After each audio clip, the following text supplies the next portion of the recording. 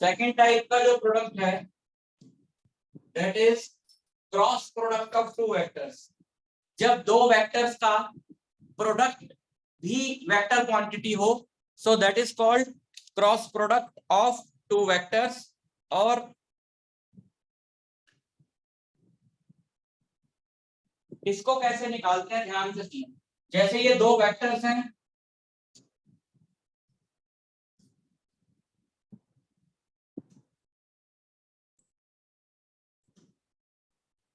A and B,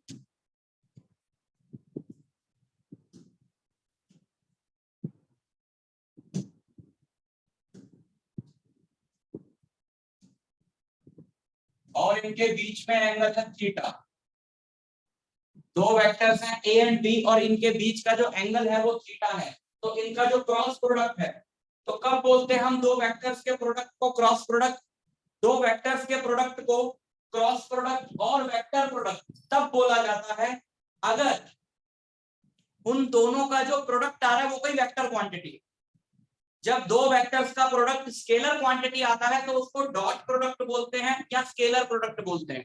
जब दो vectors का प्रोडक्ट वेक्टर क्वांटिटी आता है तो उसको वेक्टर प्रोडक्ट बोलते हैं या क्रॉस प्रोडक्ट बोलते हैं। And that is equal to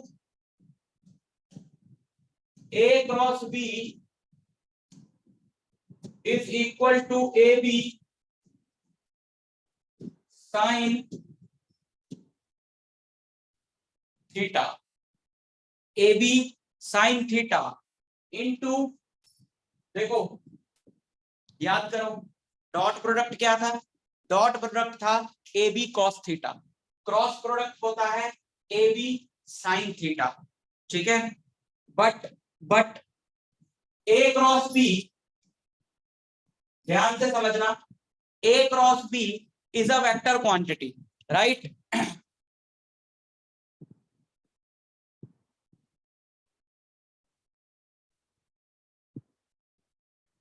A cross B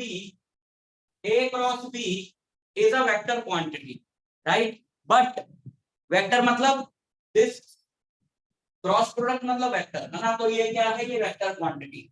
और वेक्टर मतलब IJK में होता है वेक्टर को।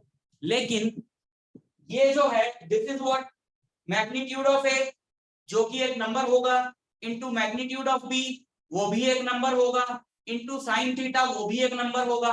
तो ये वेक्टर कहां बना? This is a vector IJK वाला, this is a vector but this is not a vector. So ऐसे इक्वेट नहीं कर सकते। So to make it a vector we will multiply this by a unit vector। Unit vector एक ऐसा vector होता है जिसका मैग्नीट्यूड 1 होता है। तो अब जब हमने इसको n कैप यानी यूनिट वेक्टर से मल्टीप्लाई कर दिया तो ये क्या बन गया? मैग्नीट्यूड तो इसका सेम रहा लेकिन ये पूरा वेक्टर बन गया। अब हम इक्वेट कर सकते हैं। सो A cross B is AB sin theta into n cap, where n cap is unit vector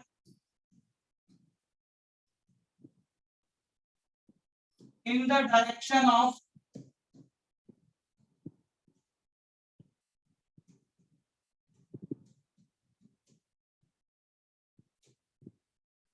A cross.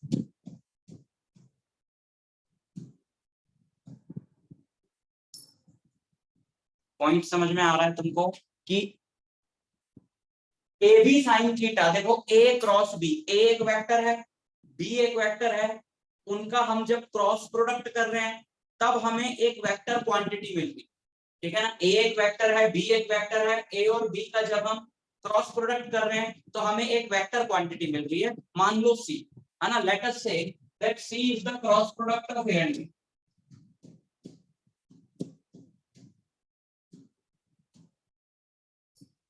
एक वेक्टर क्वांटिटी मिल रही है C, ठीक है? अब उस C वेक्टर के बारे में बात करें जो A और B का क्रॉस प्रोडक्ट है, उस C वेक्टर के बारे में बात करें तो उस वेक्टर का मैग्नीट्यूड है AB sin थीटा और उसकी कोई डायरेक्शन भी होगी, है ना? ऑब्वियसली A क्रॉस B यानी कि C एक वेक्टर है जिसकी कोई डायरेक्शन भी होगी, तो उसका मैग्नीट्यूड है AB sin थीटा और उसकी जो भी डायरेक्शन है उसकी डायरेक्शन में जो यूनिट वेक्टर है वो एन कैप है।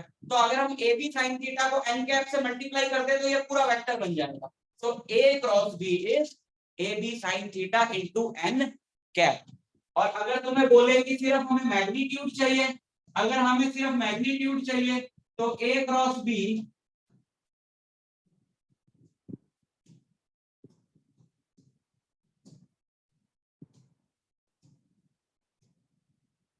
होगा A B sine theta, just the magnitude. हमें डायरेक्शन से कोई मतलब नहीं है, अगर हमें मैग्नीट्यूड चाहिए तो that is A B sign.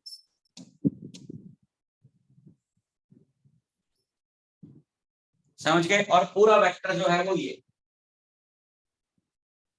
Direction of A cross B होती क्या है, ये बड़ा इंपॉर्टेंट पॉइंट है कि ठीक है हमें पता है ए इधर है बी इधर है, तो ए क्रॉस बी किधर होगा? What is the direction of A cross B? Direction of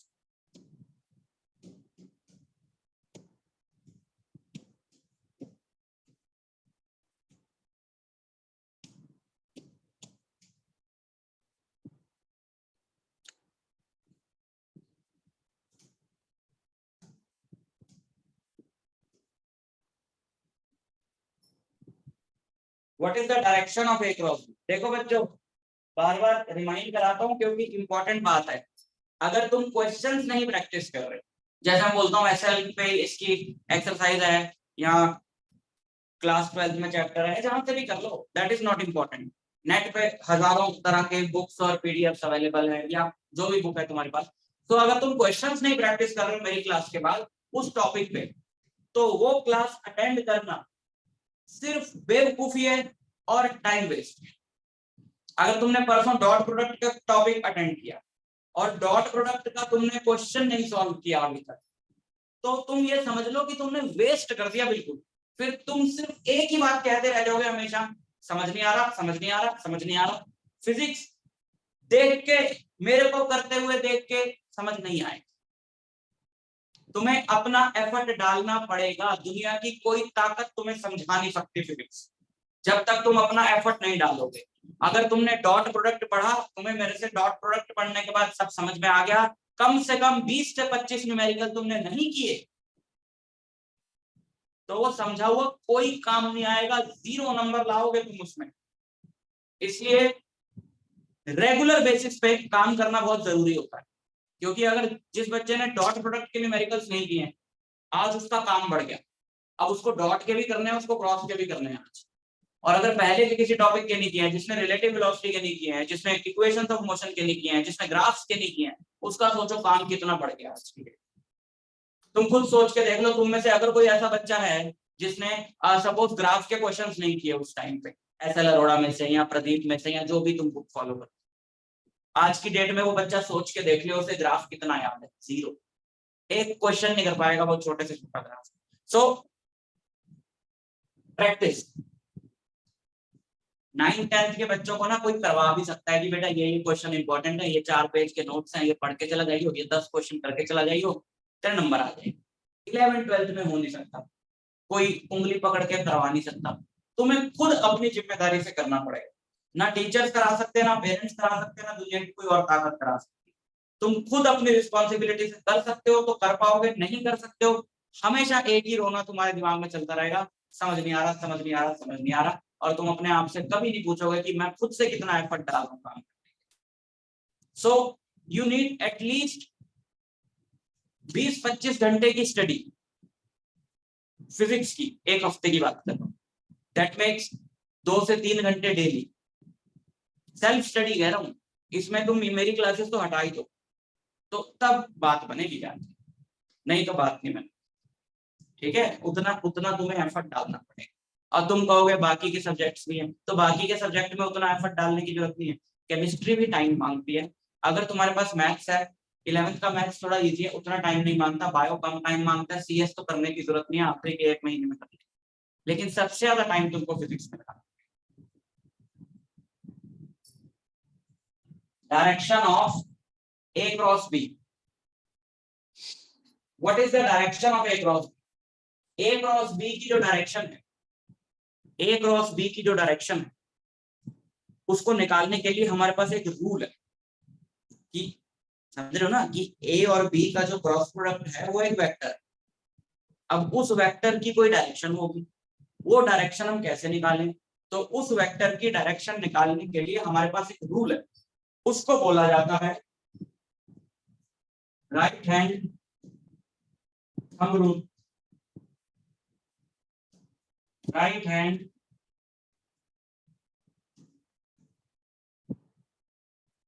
thumb rule, ठीक है, या स्क्रू रूल।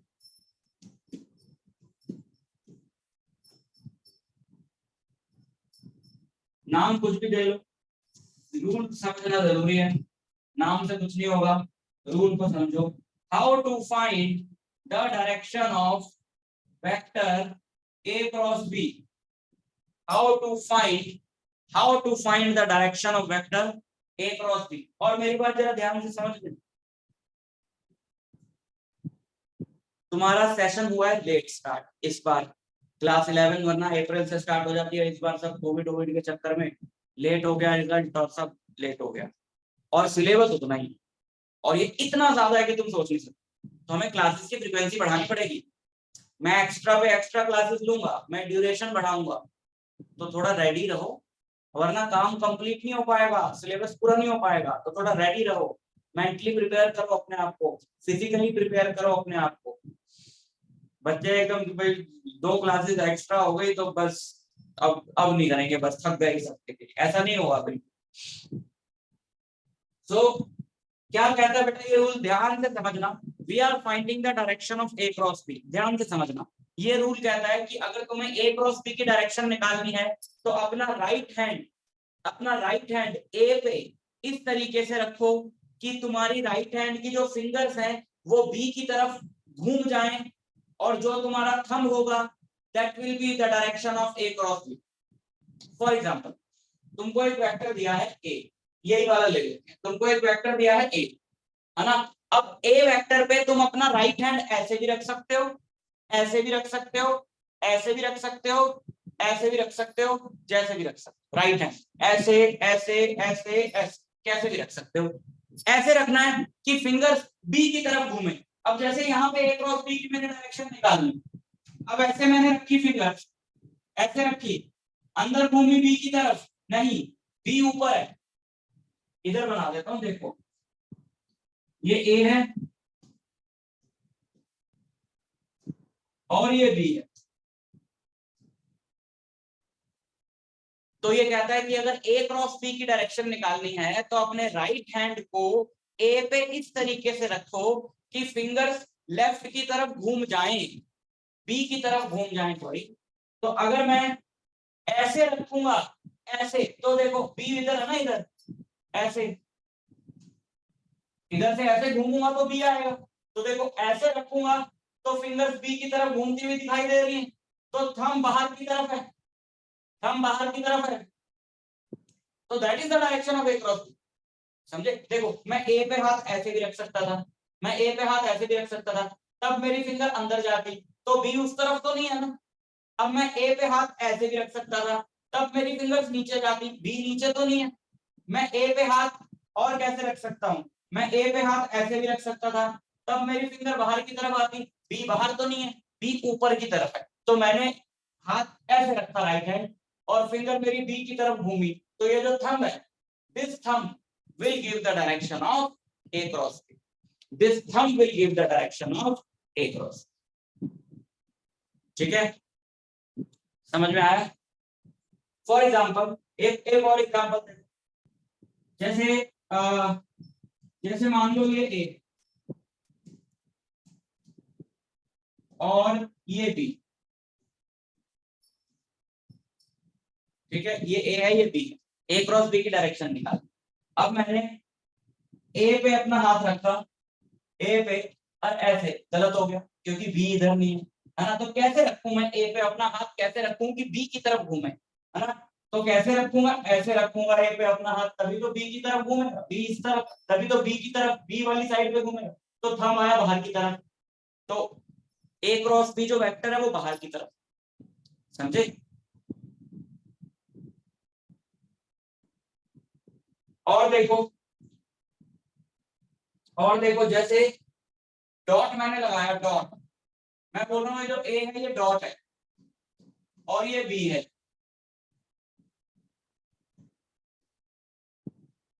ए जो है डॉट का मतलब क्या है, डॉट का मतलब है कोई भी vector which is coming out of the plane, और क्रॉस का मतलब होता है वेक्टर जो इनटू द प्लेन जा रहा हो। क्रॉस का मतलब है vector which is going into the plane, right. So A को मैंने डॉट से दिखाया है, मतलब अब देखो हमारे पास जो प्लेन सरफेस रहता है, हमारे पास जो प्लेन सरफेस रहता है वो तो 2D होता है। अब 2 डायमेंशन में हम 3 डायमेंशन की बात जब करते हैं तो हमने एक तरीका बना रखा है, जब हम डॉट बनाते हैं तो हमारा मतलब है कि ये चीज प्लेन से बाहर आ रही है, और जब हम क्रॉस बनाते हैं तो हमारा मतलब है कि ये चीज प्लेन के अंदर जा रही है। तो जब हमने ऐसे बनाया, जब हमने ऐसे बनाया तो अपना राइट हैंड लेफ्ट रख रहा था, राइट हैंड ए पे रखो, ए कैसे ऐसे है ना, अपना राइट हैंड ए पे रखो कि फिंगर्स बी की तरफ घूमे, और बी इधर है, ये देखो, है ना।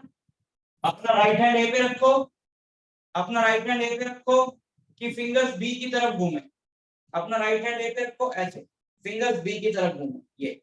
So this will give you the direction of A cross B. तो ये ऐसे आए, this is the direction of, this is the direction of A cross B.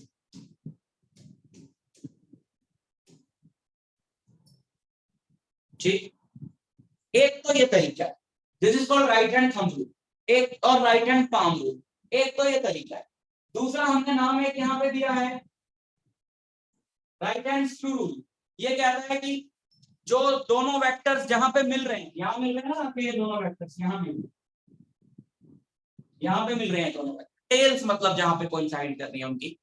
ये रूल कहता है कि तुम ऐसा मानो कि तुम्हारे हाथ में एक स्क्रू ड्राइवर है और तुमने उसको प्लेस किया ये दोनों की टेल्स जहां मिल रही है वहां पे। Now rotate it from A to B to find the direction of A cross B, to find the direction of A cross B, rotate this from A to B. तो सोचो ये किधर जाएगा, अब यहाँ पे स्क्रू ड्राइवर अगर मैंने रखा ऐसे घुमाता मैं उसको ऐसे, तो वो किधर आता, ऐसे बाहर आता ना, है ना। स्क्रू ड्राइवर यहाँ पे रख के मैं ऐसे घुमाता तो कैसे आता, ऐसे बाहर आता। तो मतलब ए क्रॉस बी की जो डायरेक्शन है बाहर की, ऐसे भी निकाल सकते, जैसे तुम्हें इजी लगे वैसे निकाल, ठीक है। सो यहाँ पे हम लिख लें डॉट बाहर की तरफ, मतलब dot. So this is A cross B out of the plane, this is A cross B out of the plane,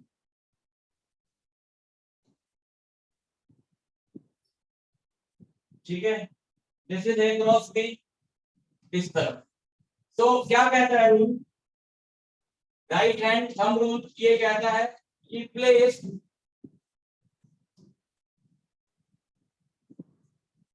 fingers of your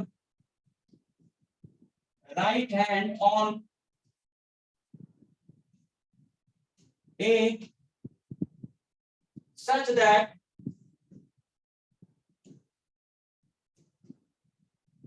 they can rotate such that, एक सेकंड ये हैंग हो रहा है, एक सेकंड।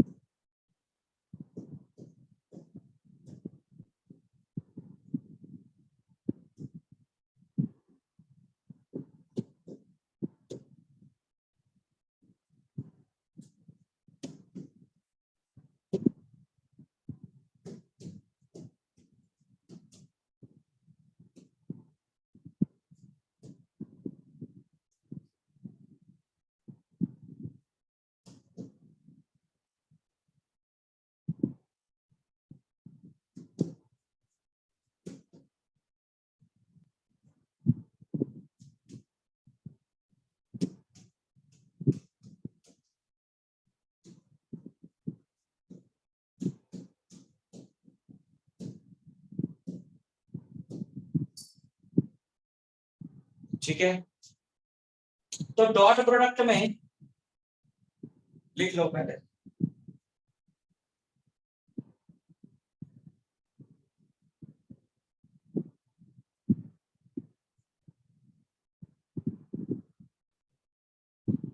तो dot product में हमने पढ़ा था कि एक फॉर्मूला तो हो गया डॉट प्रोडक्ट का ए डॉट बी, और फिर एक दूसरा हमने फॉर्मूला पढ़ा था a1 a2 plus b1 b2 plus c1 c2, कि जब हमें दोनों वेक्टर्स जो है वो वेक्टर फॉर्म में दी हो। यहां पर भी हम वही करते हैं कि लेट वेक्टर ए है हमारे पास एक ए आई cat a1 I cat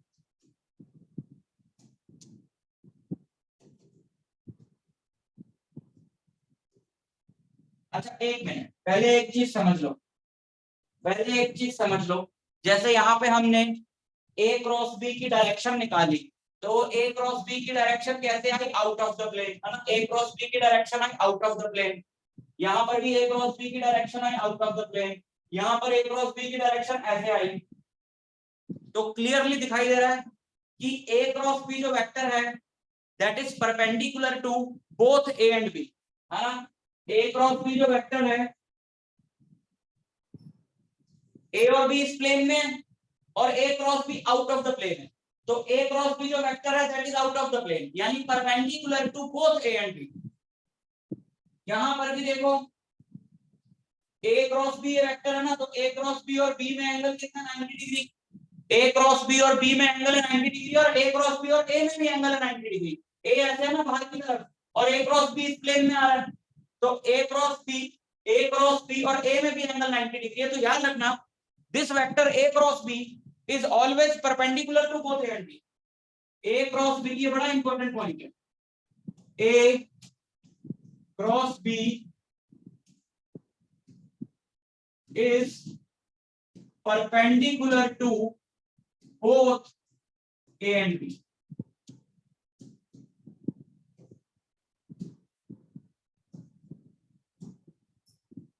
a cross b is perpendicular to both a and b। तो यहाँ पे हम क्या लिख रहे थे, हम यहाँ पे लिख रहे थे n cap is unit vector in the direction of a cross b, है ना, n cap is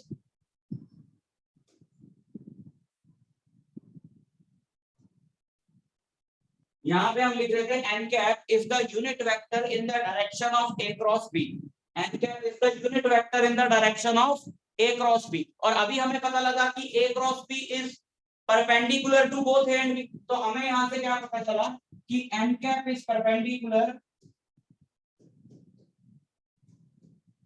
to both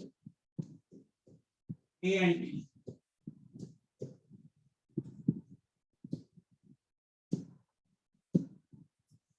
n cap is perpendicular to both a and b।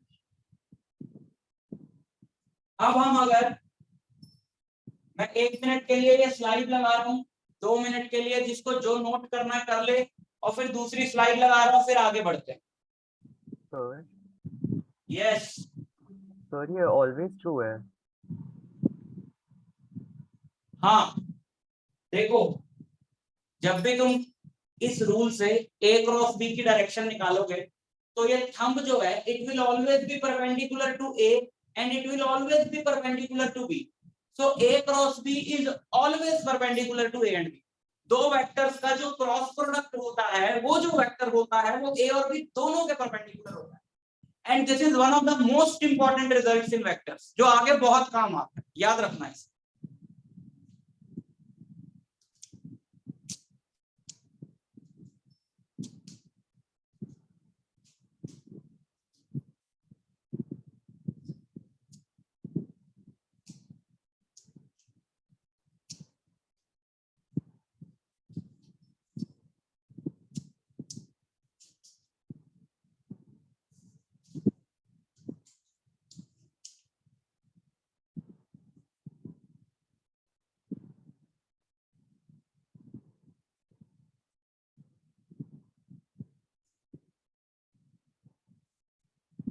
ठीक, अब देखो अगर हम क्रॉस प्रोडक्ट का फंडा हम लगाएं यूनिट वेक्टर्स पे, तो I क्रॉस I क्या होगा सोचो, I क्रॉस I होगा 0, क्योंकि साइन थीटा आ रहा है इसमें, है ना, ए बी साइन थीटा। अब ये दोनों वेक्टर अगर सेम ले लिए मैंने तो उनमें एंगल होगा 0 degree. So I cross I is 0, I cross I is 0, J cross J is 0, K cross K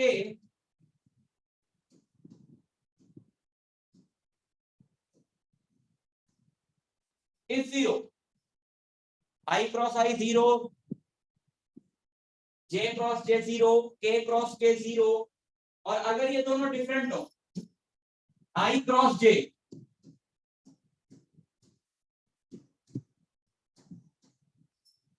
I cross J, I cross J क्या होगा, I क्रॉस J होगा, फॉर्मूला लगाओ, I क्रॉस J क्या होगा, magnitude of I which is 1 into magnitude of J which is 1 into sin theta.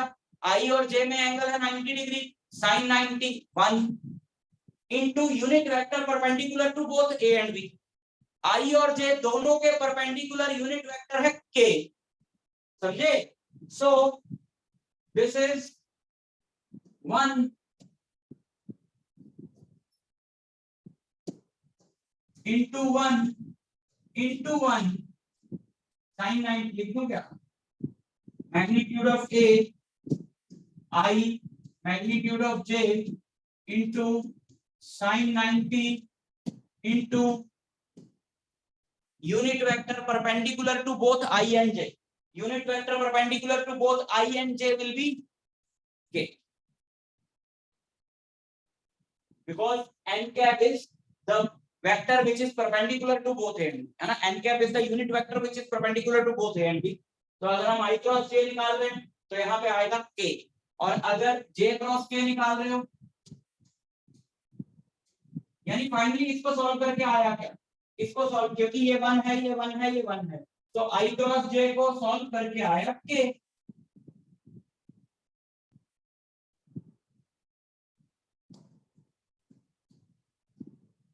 Similarly J cross K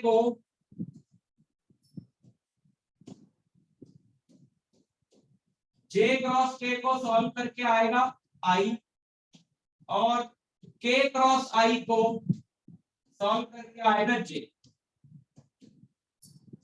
J cross K होगा I, तीसरा वाला आना है हमेशा, है ना, I cross J K, J cross K I, K cross I J। याद रखना ये रिजल्ट्स। और एक चीज याद रखना, since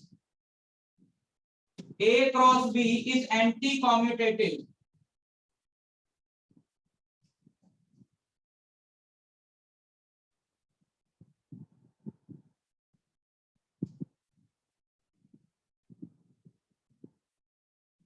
that is A cross B is equal to minus B cross A।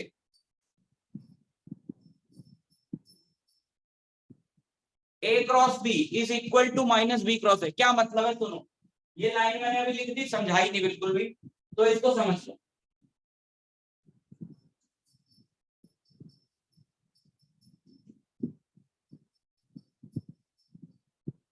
A cross B is anti commutative. देखो commutative क्या होता है, जैसे हमने बोला था डॉट प्रोडक्ट कम्यूटेटिव है, डॉट प्रोडक्ट कम्यूटेटिव है, इसका मतलब है कि A डॉट B और B डॉट A बराबर होते हैं। अब हम कह रहे हैं क्रॉस प्रोडक्ट एंटी कम्यूटेटिव है। एंटी कम्यूटेटिव का मतलब होता है कि A क्रॉस B और B क्रॉस A मैग्नीट्यूड में तो बराबर है, लेकिन डायरेक्शन में अपोजिट है। देख लो,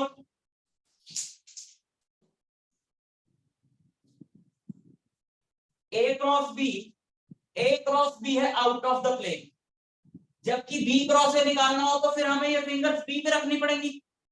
अब B क्रॉस A निकालना हो तो ये फिंगर्स हमने रखी B पे, ये फिंगर्स हमने रखी B पे, और A की तरफ घुमाया तो आया अंदर की तरफ, यानी A क्रॉस B आ रहा है बाहर की तरफ आउट ऑफ द प्लेन, और B क्रॉस A आ रहा है अंदर की तरफ यानी into the plane.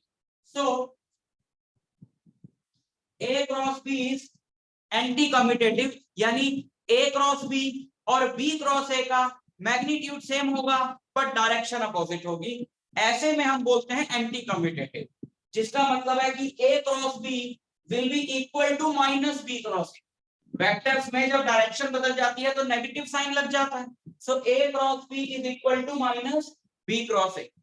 So therefore अगर I क्रॉस J K है, ऊपर से तो नहीं जा रहा sir, I cross J K है, उल्टा कर दो इसको, अगर I क्रॉस J K है तो J cross I minus K होगा।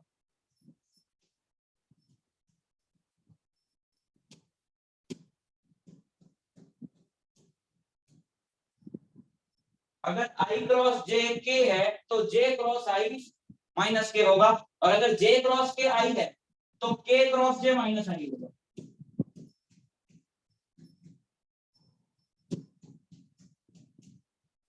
और अगर K क्रॉस I J है तो I cross K minus J।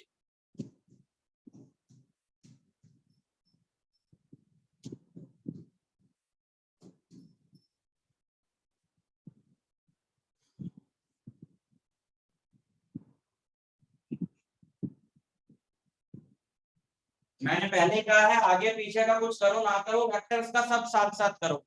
Vectors अगर वीक रह गए ना, 1.5 साल की परेशानी है, समझ लो। वेक्टर्स अगर वीक रह गए तो 1.5 साल की परेशानी है।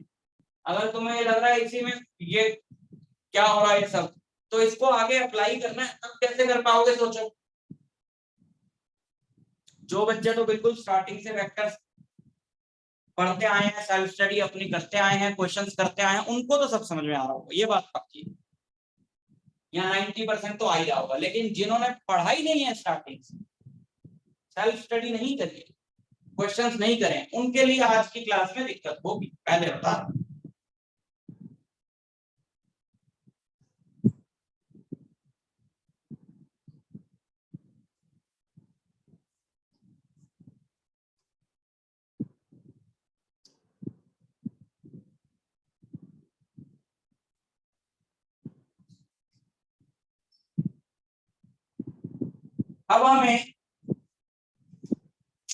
अब हमें ये तो पता लग गया कि दो का जो प्रोडक्ट है आई और जे का, वो तीसरे के बराबर होगा। आई और जे का क्रॉस प्रोडक्ट के होगा, जे और के का आई होगा, के और आई का जे होगा। बट इस चीज में बच्चों को कंफ्यूजन रह जाती है हमेशा कि कब प्लस होगा कब माइनस होगा, है ना। याद नहीं रख पाते कि प्लस के कब लेना है और माइनस के कब लेना है। तो उसके लिए हमारे पास एक सिंपल सा मेथड है, उसको जरा ध्यान से सुनो।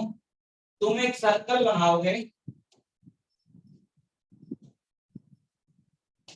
तुम एक सर्कल बनाओगे और उस सर्कल पे तुम उस सर्कल पे आई जे और के साइक्लिक ऑर्डर में लिख लोगे, किसी भी ऑर्डर में, क्लॉकवाइज सेंस में लिख लेते हैं। चलो एक सर्कल हमने बनाया और उस सर्कल पे हमने आई जे और के क्लॉकवाइज सेंस में लिख ली। हमने उस पे आई जे और के क्लॉकवाइज सेंस में लिख लिए।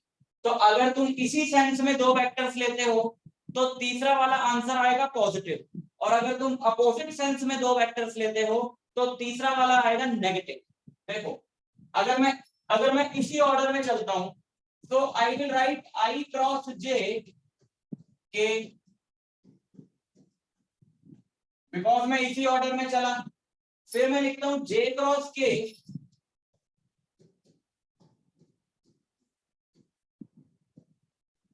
जे क्रॉस के, so that will be I।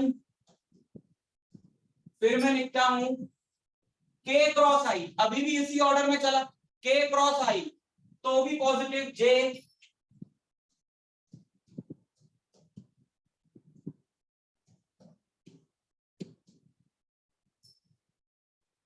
ठीक। अगर उल्टे ऑर्डर में चल रहे हैं, देखो if I am writing J cross I तो मैंने साइक्लिक ऑर्डर तोड़ दिया, मैं J क्रॉस I यानी वापस जा रहा हूं, है ना। J क्रॉस I उल्टे ऑर्डर में जा रहा हूं तो फिर तीसरा वाला नेगेटिव आएगा, दैट इज माइनस K।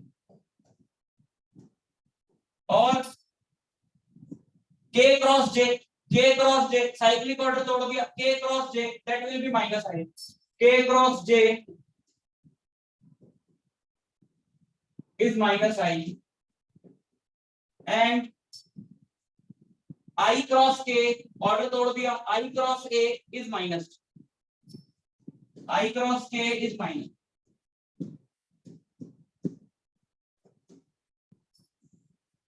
ठीक, तो अगर हमारे पास दो वेक्टर्स हो a और b, लेट a वही जो कल लिए थे a1 i cap plus b1 j cap plus c1 k cap and b a2 i cap plus b2 j cap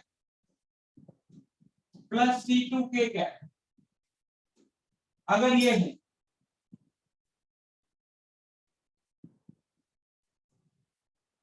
और हमने इनका क्रॉस प्रोडक्ट निकालना है ना, तो जैसे डॉट प्रोडक्ट में इस फॉर्म में जब वेक्टर्स दिए थे तो हमें फॉर्मूला मिला था a1 a2 plus b1 b2 plus c1 c2। अब वही हम देखना चाहते हैं कि क्रॉस प्रोडक्ट में इस फॉर्म में हमें क्या फॉर्मूला मिला। a क्रॉस b निकालें जरा, देखो a क्रॉस b मल्टीप्लाई करें, थोड़ा पीछे लिख लेते हैं इसको,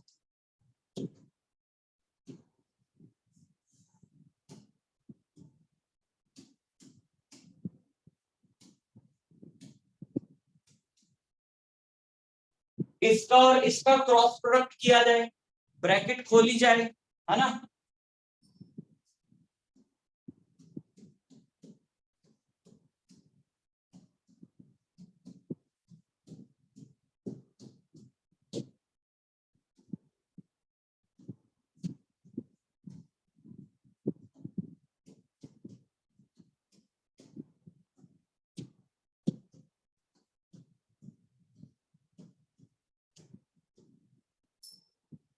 ब्रैकेट खोली जाए, दिस क्रॉस दिस, पहले ये वाली टर्म इस पूरे से मल्टीप्लाई होगी, फिर ये वाली टर्म इस पूरे से मल्टीप्लाई होगी, फिर ये वाली टर्म इस पूरे से मल्टीप्लाई होगी।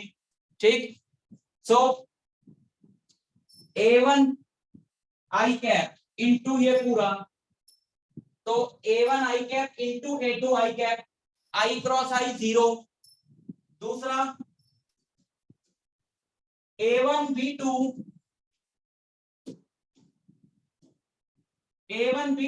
i cross j, a1 b2 i cross j plus a1 c2 i cross k, a1 c2 i cross k plus b1 a2 j cross i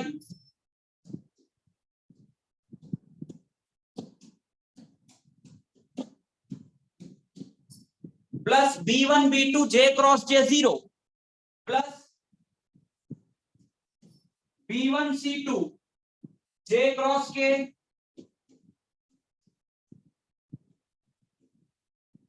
plus c1 a2 k cross i, c1 a2 k cross i, c1 a2 k cross i, c1 b2 k cross j,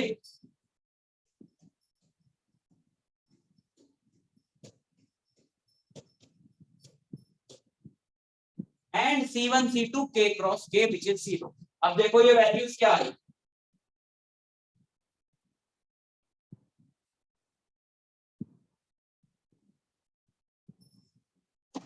ये values क्या आई,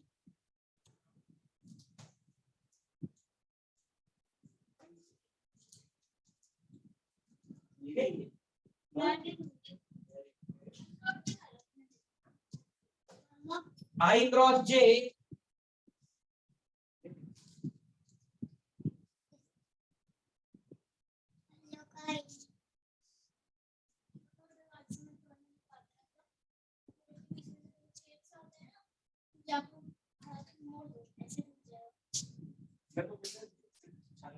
चलो बाहर चलो।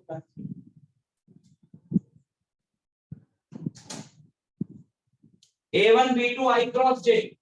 I cross J is K. So this is A1 B2 K. A1 C2 I cross K. I cross K is minus J. So A1 C2 minus K plus B1 A2 J cross I. J cross I is minus K. B1 A2 Sir, minus K. हाँ sir A1 C2 minus J नहीं होना चाहिए. A1 C2 तो I cross K. Sorry.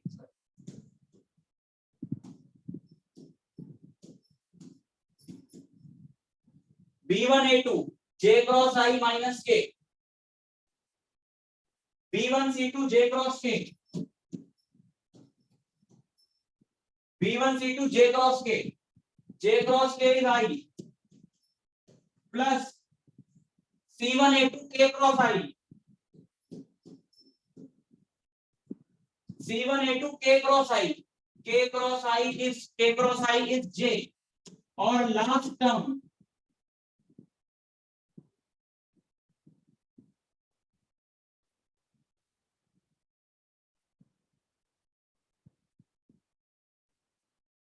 C1 B2 K cross J is minus I. तो C1 B2 minus I.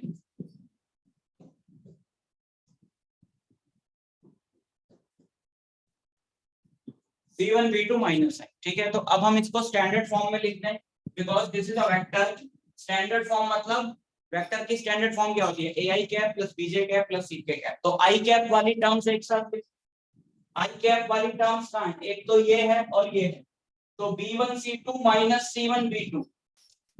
B1 C2 minus C1 B2. B1 C2 minus C1 B2. I cap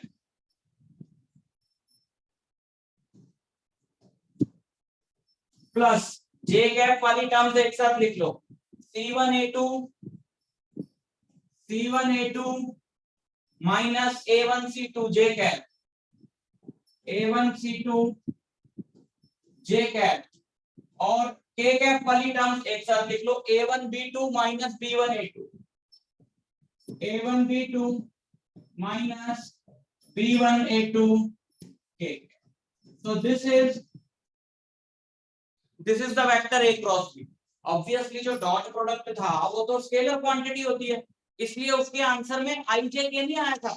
वो सिर्फ A1 A2 plus B1 B2 plus C1 C2 था. But this is the vector quantity, तो इसमें IJ के आना चाहिए था और आ गया.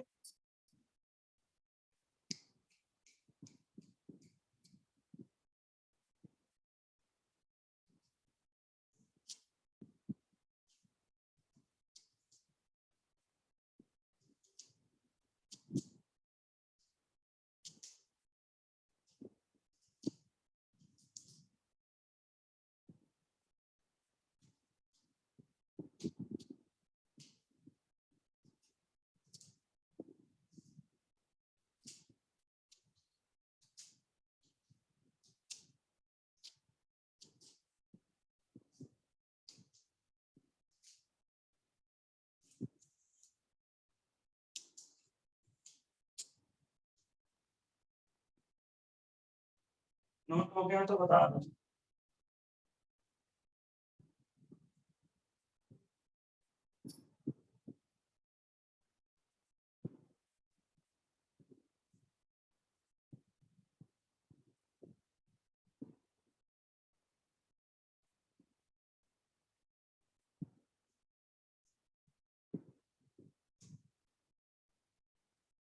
तो इसको याद कैसे रखें हम?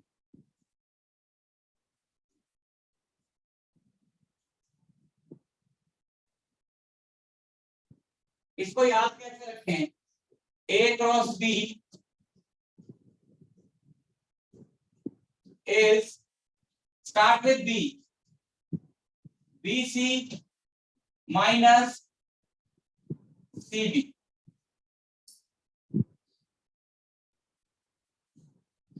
स्टार्ट विद बी, ठीक है, बी से स्टार्ट कर लो और ऑर्डर वाइज चलो।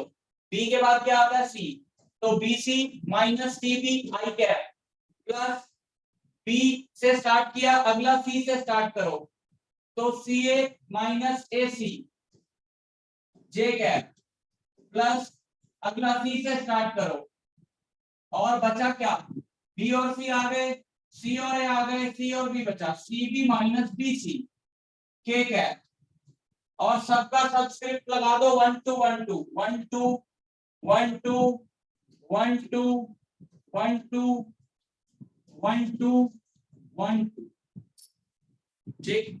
अगर ऐसे याद रख सकते हो तो ऐसे याद रख लो, डायरेक्ट याद रख सकते हो डायरेक्ट याद रख लो, नहीं याद रख सकते हो तो हमारे पास एक तरीका है which is called determinant method, जिसमें तुमको फॉर्मूला याद रखने की जरूरत नहीं पड़ती, क्योंकि ये क्रॉस प्रोडक्ट का फॉर्मूला थोड़ा सा कॉम्प्लिकेटेड है, तो इसके लिए हमने एक तरीका बनाया हुआ। बट पहले पहले हम क्रॉस प्रोडक्ट इस फॉर्मूले से भी निकालेंगे।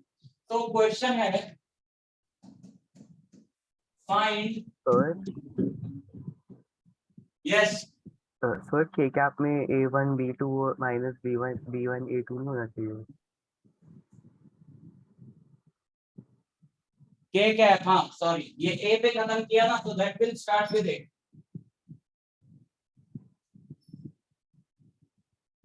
ये बी से स्टार्ट होगा, ये सी से स्टार्ट होगा, और वो ए से स्टार्ट होगा।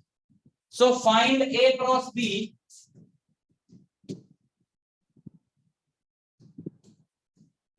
इफ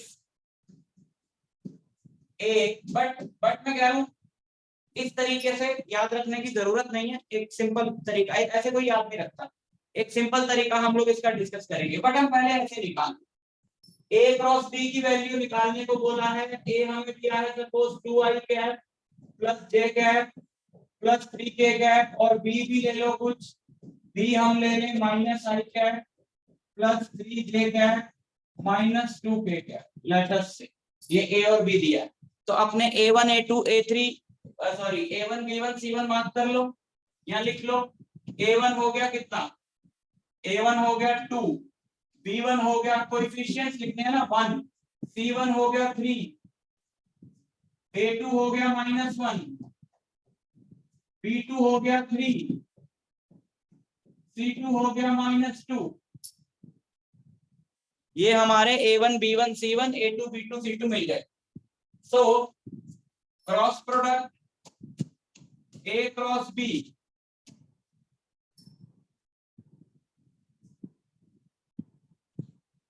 फिर से लिखें ये formula,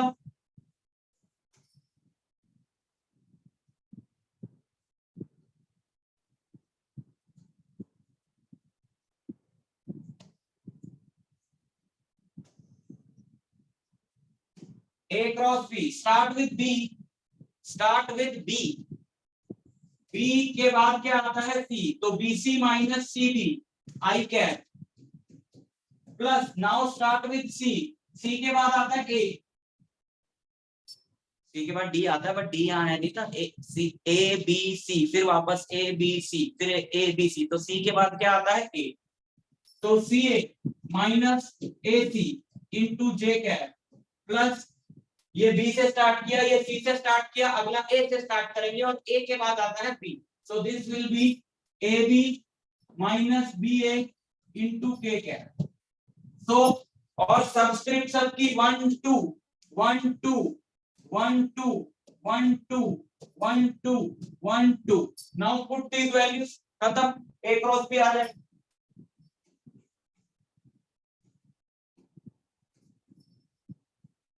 B1 1 into C2, C2 is -2 minus C1 is 3 into B2 is 3 into I gap plus C1 is 3 A2 -1 minus A1 2 into C2 -2 J gap plus A1 is 2 B2 B2 is 3 minus B1 is 1 और A2 है minus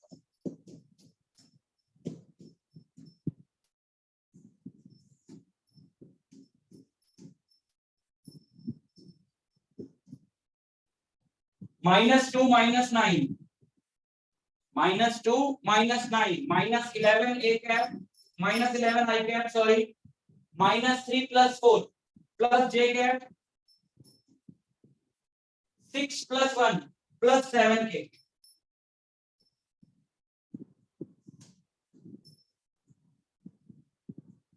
ठीक है या तो ऐसे कर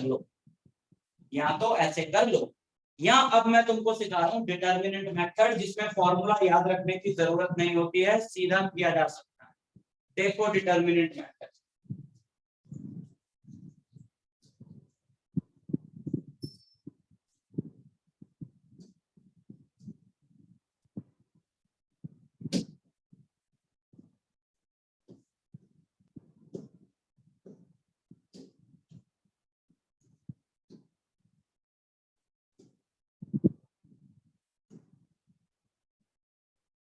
determinant method determinant method जो है वो मैथ्स का एक टॉपिक है क्लास 12 मैथ्स में पढ़ोगे डिटर्मिनेंट्स बट हमें उसकी डिटेल में जाने की जरूरत नहीं है हम सिर्फ उतना देखें यहाँ वेक्टर्स में लग रहा है तो हमारे वेक्टर्स थे क्या 2 1 3 एक तो हमारा वेक्टर था ए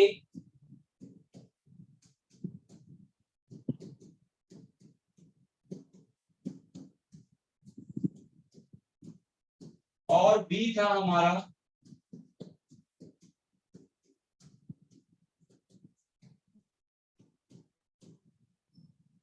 ठीक है और हमें फॉर्मूला याद नहीं है but still we will find this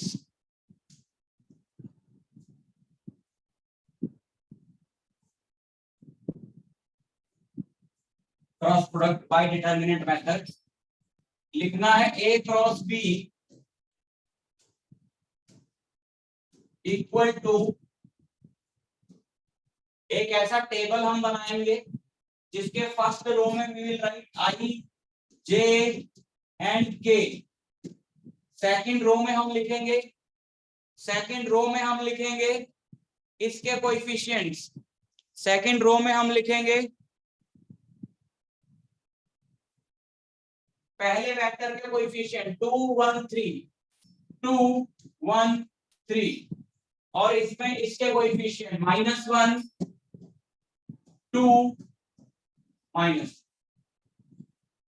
first row में just write I J K second row में पहले वेक्टर के कोएफिशिएंट्स लिख दो थर्ड रो में दूसरे वेक्टर के कोएफिशिएंट्स लिख दो अब सुनो ध्यान से सबसे पहले लिखो I कैप यानी ये सबसे पहले लिखो ये I कैप और फिर तुम ये I कैप जिस रो और जिस कॉलम का पार्ट है उन्हें छोड़ दो ये I कैप जिस रो और जिस कॉलम का पार्ट है उसे छोड़ के जो बाकी बचा उसको क्रॉस मल्टीप्लाई करके माइनस करके लिख दो बाकी बचे ये चारों तो ऐसे लिखना this into this minus this into this यानी कि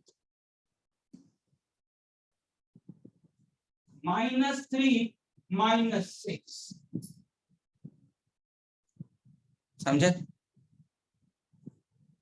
फिर लिखना है तुमने -j याद रखना बाहर I प्लस में लिखना है लेकिन j माइनस में लिखना है तो -j अब तुम j का जो रो और कॉलम है वो छोड़ दो j का रो और कॉलम छोड़ दो बाकी चार बचे this into this minus this into this 2 into -3 that is -6 minus 3 into -1 that is +3 हो जाएगा जे तो लिख दिया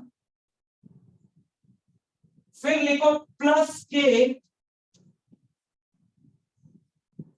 अब k का रो छोड़ दो और k का कॉलम छोड़ दो k का रो छोड़ दो और k का कॉलम छोड़ दो 2 into 2 -1 into 1 तो प्लस हो जाएगा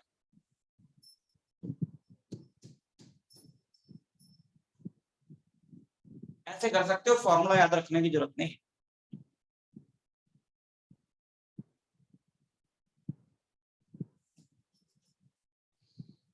दोनों में से किसी भी तरीके से कर सकते हो, फॉर्मूला याद रहता है बहुत ही बढ़िया, फॉर्मूले में वैल्यूज पुट कर दो। फॉर्मूला नहीं याद रहता है, determinant, this is called determinant, 12th में पढ़ोगे मैथ्स, डिटरमिनेंट बना के कर लो। लेकिन मेरा सजेशन क्या है, डिटरमिनेंट मेथड से करो, इजी है। फॉर्मूले का क्या है भरोसा है, भूल गए तो क्या हो। अगर डिटरमिनेंट मेथड तुम में से किसी को नहीं समझ में आया तो मुझे बता दो, मैं दोबारा समझा।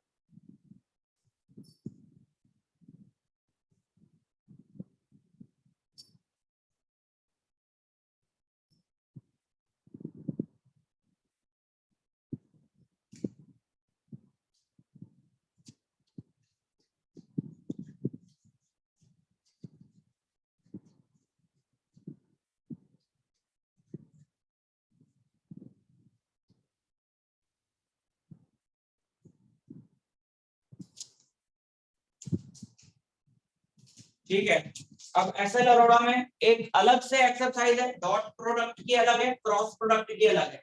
एसएल में क्रॉस प्रोडक्ट की एक्सरसाइज है, पूरी कर लेना। रिकॉर्डिंग्स दोनों में ग्रुप में शेयर कर दूंगा, रिपीट पे देख लेना, कोई डाउट हो तो बता दें।